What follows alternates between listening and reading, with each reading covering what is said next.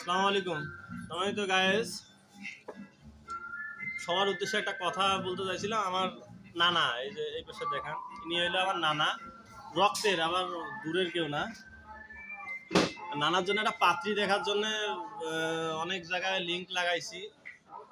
আর নানার পাত্রী দেখার জন্য প্রায় মোটামুটি সব জায়গায় কথাবার্তা হয়েছে, কিন্তু একটা জিনিস, উনি হলো বাসের ড্রাইভার ছিল, গাড়ি অ্যাক্সিডেন্ট করার পরে যে দাঁতে একটা দাঁত ভাঙি গেছে, আর একটা হাঁটতে ঢিলি হয়। দাঁতটা কেন দেখান তো এই সাইজের দাঁত পাওয়া যায় না দেখি আপাতত দাঁতটা লাগবার বলা ছিল। এখন দাঁতটা লাগবার জন্য যাবো আমরা রংপুর। তোমার একটা পাত্রী দেখার জন্য খুব চেষ্টা করতেছি। একটা ভালো পাত্রী যদি থাকে, পাত্রীটা আমাদের একদম ম্যানেজ করে দেন, আমরা দাঁত লাগে পাত্রী দেখতে যাবো। দাঁত লাগাইলে কি বিয়ে করবেন? দাঁত লাগার পর বিয়ে করবো তো নাকি? দাঁত লাগা হইলে বিয়ে করবো আমরা।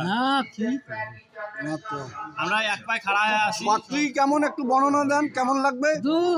পাতি একটা কাজ চলবে, গাছ চললে হইবে, মানে পাত্রী যদি গাছ চলবে পায় তাতে হইবে, বেশি কিছু মানে পাত্রী গাছ চড়বে না আপনি গাছ চড়বেন পাত্রীর? না, পাত্রী গাছ চললে হইবে। কোনটা? মাঝিবাদ কর্ম করবেন। এখন হইলো যে না, সেটা ওটা বিয়ে করবে না, না কিন্তু হইলো আমি যেটা ওনার সাথে কথাবার্তা বলছি,